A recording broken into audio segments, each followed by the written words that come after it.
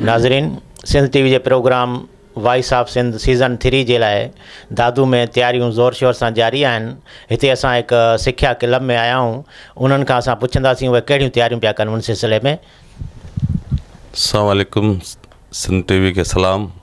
जैं तमाम सुठा सुठा प्रोग्राम शुरू कया। ही तकरीबन सीज़न वॉइस ऑफ सिंध 3 इन जे लाइ असां हिते नौजवाननि खे तैयार कयूं पिया। काफ़ी नंढड़ा भी आहिनि, कुछ वॾा भी आहिनि, सुठा सुठा फ़नकार असां तैयार कयूं पिया। इन जे लाइ त ही सुठा सुठा चैनल आया आहिनि, जीअं ख़ासि करे सिंध टीवी वारनि तमामु इहो घणो शऊर ॾिनो आहे त नौजवाननि खे अॻिते अचनि। इन जे करे ही नंढड़ो आहे असांजो, इन खां शुरूआत कयूं था। इहो जेको इश्क ॾाढो मशहूर वा, इन्ही ॾिनो सूर वा, इन्ही में सुरूर वा। इहो जेको इश्क ॾाढो मशहूर वा, इन्ही ॾिनो सूर वा, इन्ही में सुरूर वा। इहो जेको शोलो तुंहिंजो नालो शबाब वा, इहो जेको शोलो तुंहिंजो नालो शबाब वा। इहो जेको आशिकनि खे सजींदो कबाब वा, इहो जेको आशिकनि खे सजींदो कबाब वा। इन जे चए कए ते मलियो मंसूर वा, इन्ही ॾिनो सूर वा, इन्ही में सुरूर वा। इहो जेको इश्क ॾाढो मशहूर वा, इन्ही ॾिनो सूर वा, इन्ही में सुरूर वा। करे दिल थी प्यार ज़ोरी, नज़र ते बि ज़ोर कोने। करे दिल थी प्यार ज़ोरी, नज़र ते बि ज़ोर कोने। वणी तो वञे बुकारी, इहो केत तोरो कोने। वणी जो वञे बुकारी, इहो केत तोरो कोने। तबीयत जिया तकाज़ा मोहब्बत ज़रूरी आ, इन्ही ॾिनो सूर वा, इन्ही में सुरूर वा। इहो जेको इश्क ॾाढो मशहूर वा, इन्ही ॾिनो सूर वा, इन्ही में सुरूर वा।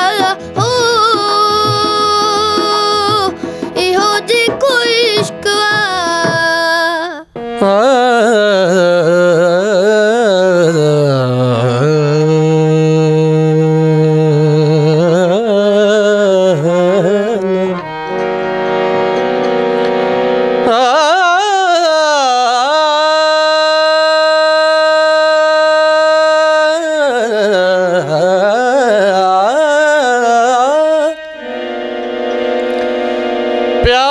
प्यार बुखारी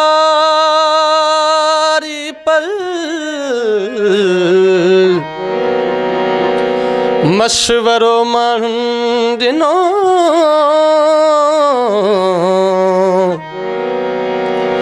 मुर्दो थी पवंदे मियां दहकी चयो दिल दिल।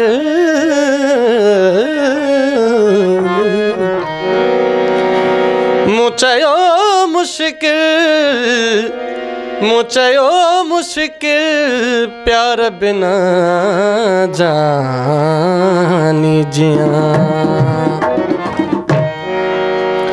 मूंखे इश्क पुॼायो अर्शन ते, मूंखे इश्क पुॼायो अर्शन ते। चप चंद्र मथां हथ ककरन ते, चप चंद्र मथां हथ ककरन ते। मूंखे इश्क पुॼायो अर्शन ते, मूंखे इश्क पुॼायो अर्शन ते। चप चंद्र मथां हथ ककरन ते, छप चंद्र मथा हथ ककरन ते जज्बात उठाय नखरन ते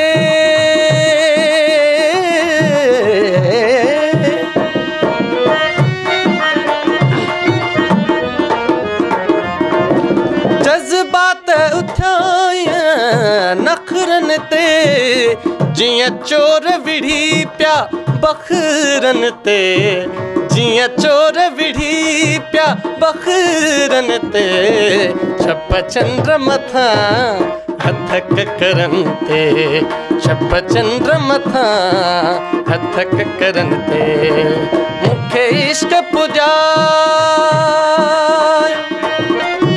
ही बेत बुखारी तो वारा